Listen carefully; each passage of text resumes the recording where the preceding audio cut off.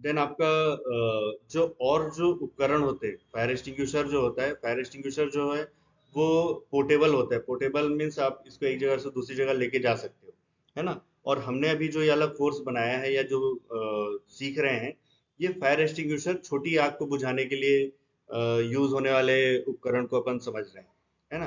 पर अगर कहीं बड़ी आग लग रही है तो वहां पे हम कुछ नहीं कर सकते हैं। पर हाँ, कुछ कुछ बड़ी आग को बुझाने के लिए कुछ सिस्टम बने हुए हैं। तो वो सिस्टम क्या क्या है और उसको कैसे वो कैसे काम करता है, उसको हम सिर्फ देख रहे हैं, समझ रहे हैं। इसमें हमारा कोई बहुत ज्यादा रोल नहीं रहेगा इसमें बड़ी आग को बुझाने के लिए। कहीं पे बड़ी आग या ज्यादा आग लगी हुई है तो आपको सिर्फ एक ही चीज करना है, सब कुछ छोड़ के वहां से भागना है और भागते समय चिल्लाना है, आग लग गई, आग लग गई, आग लग गई। क्योंकि आग जब लगती है तो बहुत सारे लोगों को पता नहीं होता है ना। किसी एक जगह पे आग लगी है, तो अगर आप जोर जोर से चिल्ला के, अगर आपको पता चल गया कि आग लग गई है कहीं पे, तो आपका काम क्या है, आप जोर जोर से चिल्ला के बताइए और बाकी सबको भी सतर्क करिए कि कहीं आग लगी है और आपको भी भागना है। ठीक है। तो आग को बुझाने के साथ साथ में बाकियों को अवेयर करना भी बहुत जरूरी है। अगर आपने लोगों को नहीं बताया कि आग लगी है, तो वो हो सकता है कि उनके एरिया में अगर आग फैल गई तो वो प्रॉब्लम में आ सकते हैं। तो सबसे पहले लोगों को इन्फॉर्म करना है। अब कैसे करना है, मतलब अगर आग लगी तो सबसे पहले तो चिल्लाना है, आग लग गई, आग लग गई, आग लग गई, जोर से, है ना। वो अन्नू मलिक का डायलॉग है ना, आग लगा दी, आग लगा दी, आग लगा दी, वैसा नहीं। पर जोर जोर से आपको चिल्लाना है, आग लग गई, आग लग गई, आग लग गई, और आपको बताना है बाकी सब लोग को कि बाकी लोग भी सतर्क हो जाएं और वो अपनी एरिया से आगे बढ़े। ठीक है। मैं बार बार इस चीज को रिपीट इसलिए कर रहा हूँ क्योंकि ये आपके दिमाग में बैठना चाहिए। ये आप बार बार जितनी बार सुनोगे ना, उतनी उतनी बार आपके दिमाग में ये घुसेगी कि आग लगने पे सबसे पहले हमको क्या करना है, चिल्लाना है, जोर जोर से चिल्लाना है कि आग लग गई है, भागो। ठीक है। बाकी सब लोग को भी सतर्क करना है। ठीक। तो अब बाकी जो इक्विपमेंट है जो कि बड़ी आग को हैंडल करते हैं, उसमें सबसे पहला जो सिस्टम लगा हुआ रहता है वो रहता है फायर अलार्म और स्मोक डिटेक्टर। ये जो स्मोक डिटेक्टर है, ये जनरली आपको ऊपर छत में लगे हुए मिल जाएंगे। ये कहाँ पे मिलेगा, आप आपके स्कूल में भी लगा हो सकता है, कॉलेज में भी हो सकता है, कहीं आप मॉल में जा रहे हो तो मॉल में भी ऊपर में ऐसा सिस्टम लगा हुआ आपको दिखेगा, है ना। ये इसका इसको लगाने का मेन पर्पस क्या होता है कि अगर आग नीचे लगी है तो धुआं निकलेगा। तो जो धुआं है वो धुआं इस जैसे अलार्म के पास में पहुंचेगा या स्मोक डिटेक्टर के पास पहुंचेगा, तो वो तुरंत अपने आप, ये मतलब ये ऑटोमेटिक चलने वाला सिस्टम रहता है। जैसे ही वो धुआं डिटेक्ट करेगा वो एक अलार्म बजाएगा, है ना। अलार्म में ये रहेगा कि आग लगी है, फायर एक्सटिंग्विशर को बुलाओ या फायर एक्सटिंग्विशर यूज करो, या आग लगी, ये चीज को वो इन्फॉर्म करता है ना। तो आपने बहुत सारी जगहों पे देखा होगा कि एक सायरन की आवाज निकलती है। तो सायरन की आवाज, ये सायरन का वाला आवाज भी निकालता है। कई बार में वो पीए सिस्टम, मतलब पब्लिक एड्रेसिंग सिस्टम को यूज करते हुए वहां पे वो बोलता भी है। स्पीकर जो लगे हुए रहते हैं, स्पीकर में आवाज आती है कि आग लगी है, भागो, आग लगी है, भागो, आग लगी है, भागो, इमरजेंसी, इमरजेंसी। इस तरह का कुछ बोलेगा वो वहां पे। ठीक है।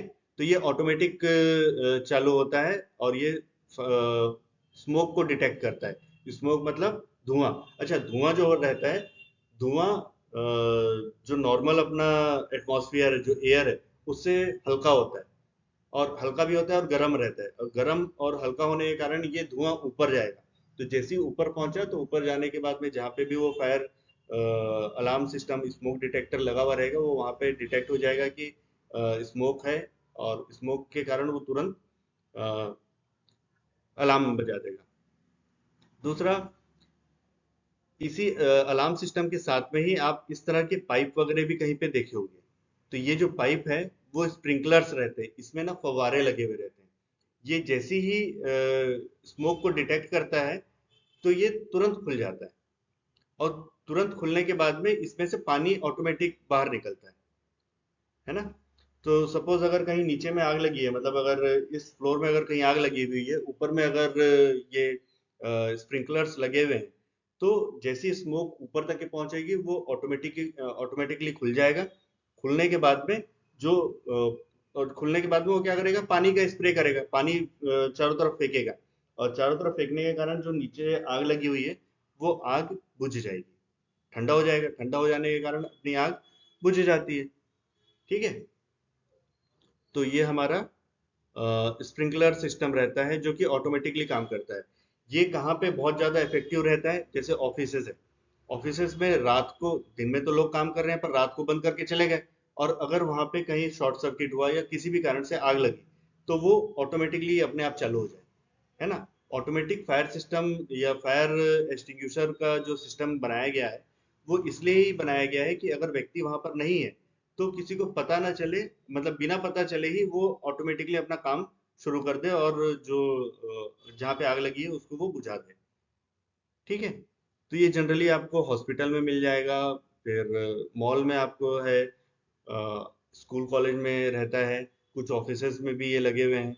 आप बड़ी बिल्डिंग में अगर आप जाओगे ना तो ये सब सिस्टम देख सकते हो। और आपको मैं सभी को बोलूंगा कि आप इन सारी जगहों पे जाके देखो कि ये कैसे काम कर रहा है या क्या चीज़ है, क्या काम कर रहा है ना, कहाँ कहाँ पे लगा हुआ है।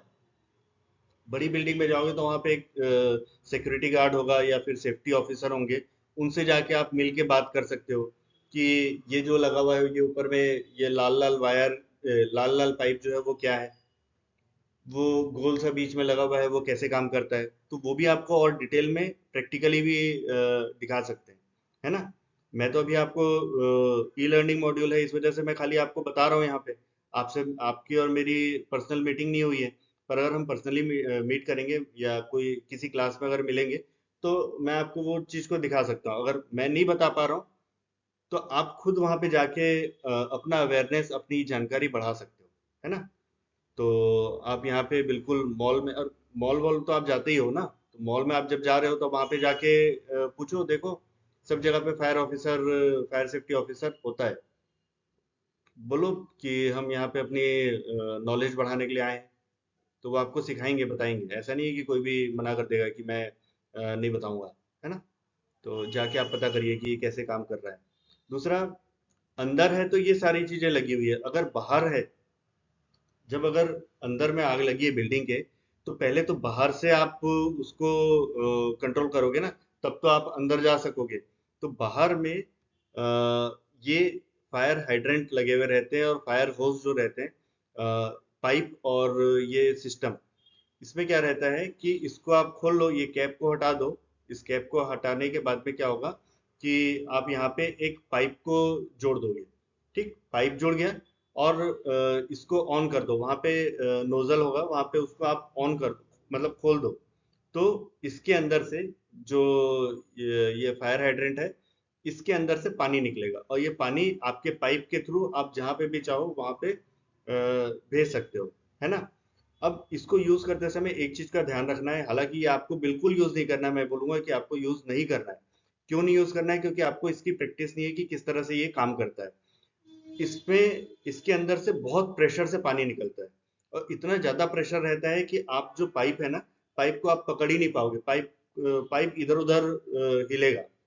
अगर आप दुबला पतला व्यक्ति अगर इसको कोई यूज कर रहा है ना, उसके हाथ से छूट जाएगा। सामने तरफ जो रहता है वो मतलब लोहे का बना हुआ रहता है, मतलब स्टील का बना हुआ रहता है, जिसको पकड़ के आप इधर उधर पानी को डालते हो, है ना। तो वो, उसको हैंडल करना इतना आसान नहीं है, उस प्रेशर को हैंडल करना बहुत आसान नहीं होता है। जो एक्सपर्ट्स भी होते हैं वो भी दो तीन लोग मिलके उसको यूज करते हैं। एक अकेला आदमी उसको यूज बहुत कम लोग करते हैं, जो बहुत ज्यादा मजबूत है वही कर पाएगा। दुबले पतले लोग जो रहते हैं वो दो तीन लोग मिलके उसको यूज करते हैं, है ना, ताकि वो नोजल इधर उधर ना हिले। और उसको पकड़ने का भी जो सिस्टम रहता है वो ऐसा नॉर्मल सा आप नहीं पकड़ोगे, उसको आप हाथ के नीचे में दबाओगे। ठीक है, हाथ के नीचे दबा के फिर पकड़ के आप उसको, उसका पकड़ने का पूरा सिस्टम रहता है, एक एंगल रहता है, उस एंगल में अगर आप नहीं पकड़ोगे तो आप हो सकता है कि वो फायर एक्सटिंग्विशर, मतलब जो पाइप है वो पाइप आपसे छूट जाए, और पाइप छूटेगा तो वो पाइप इधर उधर फैलेगा, है ना। तो उससे भी लोगों को लग सकते हैं, क्योंकि सामने वाला जो हिस्सा रहता है वो बहुत मतलब इतना बड़ा तो लगभग रहता है, और वो मेटल का रहता है। वो मेटल किसी के सर पे लगा तो वो उसके उसको प्रॉब्लम हो जाएगी, है ना। तो ये सिर्फ आपको जानकारी के लिए मैं बता रहा हूँ, ये आपको यूज नहीं करना है। ये दो चीज तो ऑटोमेटिकली रहता है, वो अपने हिसाब से काम करता है, तो इसमें आपका कोई रोल नहीं है।